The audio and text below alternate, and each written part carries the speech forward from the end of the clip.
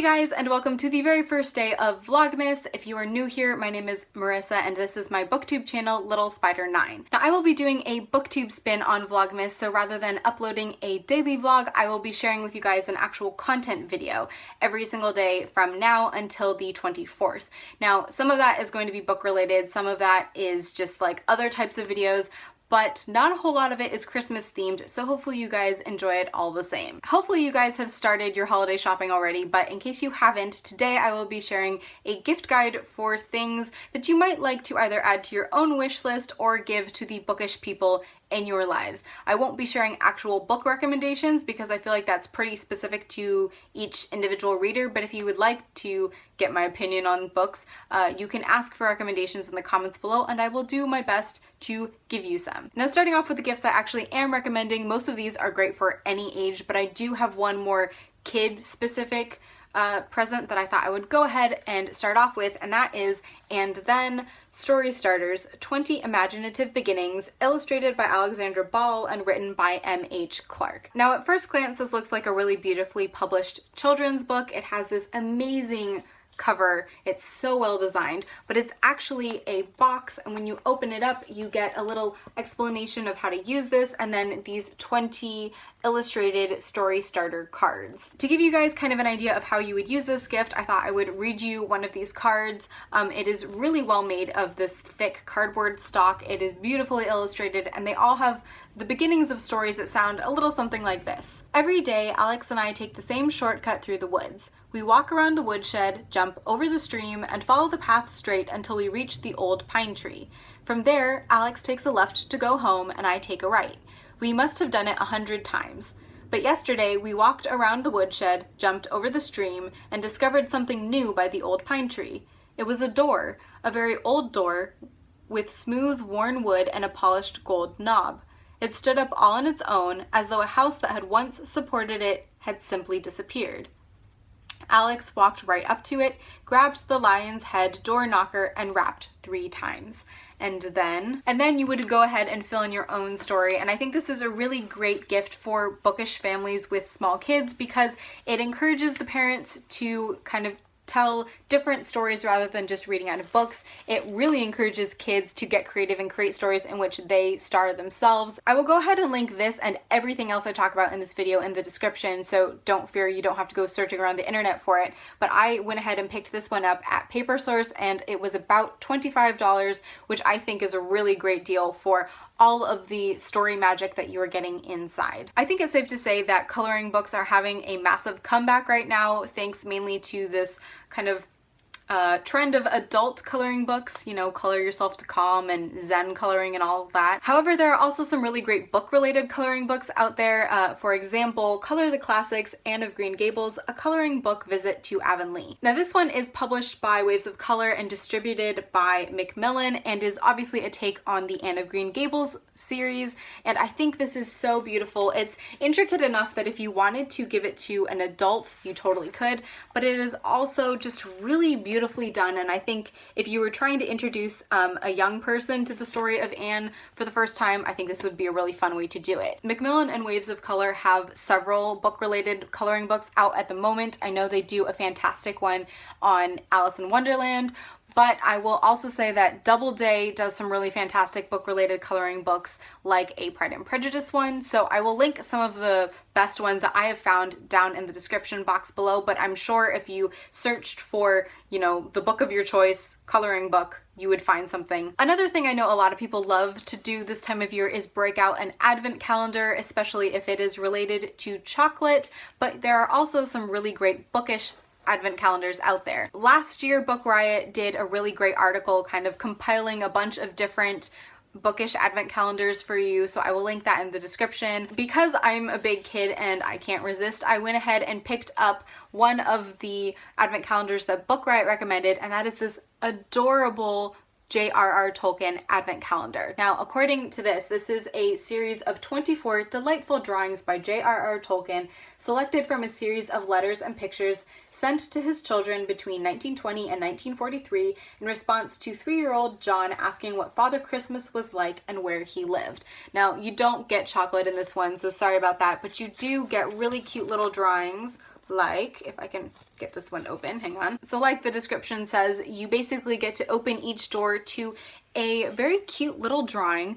So here we have Saint Nick or Father Christmas, and it is accompanied by a little text that says, "Me in the snow, just off to Oxford with my bundle of toys, Christmas 1920." So if you have somebody in your life who is a massive Lord of the Rings or J.R.R. Tolkien fan, I think this would be a really fun gift for them. I got one for myself and for my brother, and they were about £3.50 on the Bodleian Library website, which again will be linked in the description. In regards to other bookish paraphernalia, there has probably never been a better time to be alive than right now, because you have amazing sites like Society6, Redbubble, Etsy, where other bookish fans have been making great like bags and mugs and phone cases and pretty much any bookish related Christmas gift you can want, you can find on these websites. One website that I know is really popular among especially the online book community is Out of Print Clothing. They do t-shirts, obviously, I think that's how they started, but they also have sweatshirts now, they have mugs, they have some jewelry and tote bags and pretty much anything you could want. I actually did some Christmas shopping there myself this year. I got some socks for my brother because he is a huge fan of kooky socks, and this first one I got him was a pair of socks based on Do Androids Dream of Electric Sheep by Dick Wolf, which is the book that inspired I, Robot, and which he is all about. And then of course I got him an obligatory Hitchhiker's Guide to the Galaxy pair of socks because he loves that too. I also think the holidays are a great time of year to support indie businesses, whether those are your local independent bookshops or independent publishers. And because I know it's sometimes easier to just get your friend a gift card so they can buy their own book, rather than buying them a Amazon gift card or giving them a Barnes & Noble gift card, go and check out their local independent bookshops. I also think this is a great time of year to support indie publishers who often offer book subscription services that really help to support their publishing efforts. So for example, if you have a friend that is really into classics and likes novellas, you might want to subscribe them to Melville House's novella subscription service. Or if you have a friend who's really into translated fiction, you might look into getting them a subscription to And Other Stories. You can pick, I believe, 2 books a year, 4 books a year, or 6 books a year. If you know your friend is really into female writers, you might want to subscribe them to Persephone Books. I know you can actually pick the specific books that get sent out to your friend, and again, I think you can select the number of books they get a year.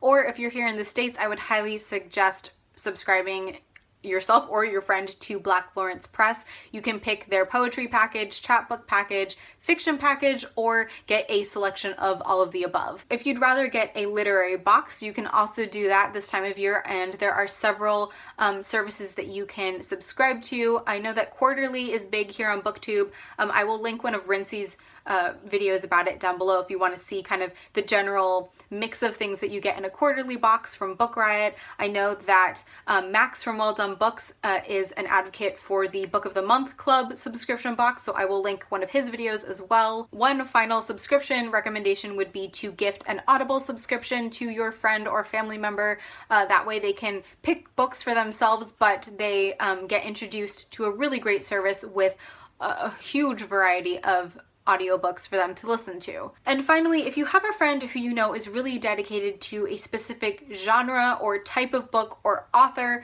maybe get them a book to movie or book to TV adaptation of that genre, author, or book. I think the obvious recommendation here is to get a classics lover some kind of BBC or Masterpiece Theatre adaptation. For example, get a Jane Austen lover Pride and Prejudice. And then because I am me and I love Hayao Miyazaki and Studio Ghibli, I would also recommend you gift some of their bookish adaptations. So first of all, we have here Howl's Moving Castle, which is based on the book by Diana Wynne Jones.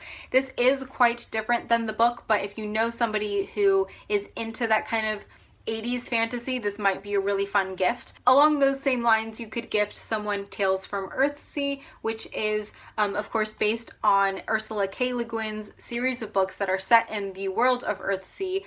This is not as good as Howl's Moving Castle, but if you know somebody who's totally into Ursula K. Le Guin, this might be a fun one to give. And finally, for any book lover, I would definitely recommend the film Whisper of the Heart. This one is about a middle school student named Shizuku who is a very bookish girl. She should be studying for her high school entrance exams and instead seems to be trying to read through every single book in her local library. Now, one day she realizes that in every single book she's checked out, the same name keeps reappearing, this same male name, and she starts to wonder what this mystery man would be like. Add to this a mysterious vintage shop and a young man named Seiji who is determined to be a violin maker's apprentice, and you just get a really great story about book lovers and story lovers and what it means to find your artistic passion in life, and I would highly recommend this film for viewers of all ages. Whew, okay, so that was a long list of things I would recommend that you either add to your own wish list or give to the bookish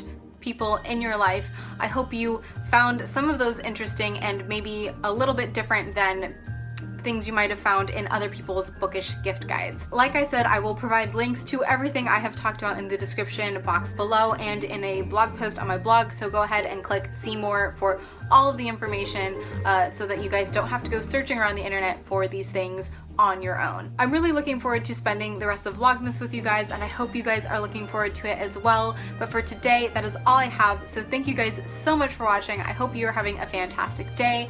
Happy holiday shopping, and I will see you next time. Bye!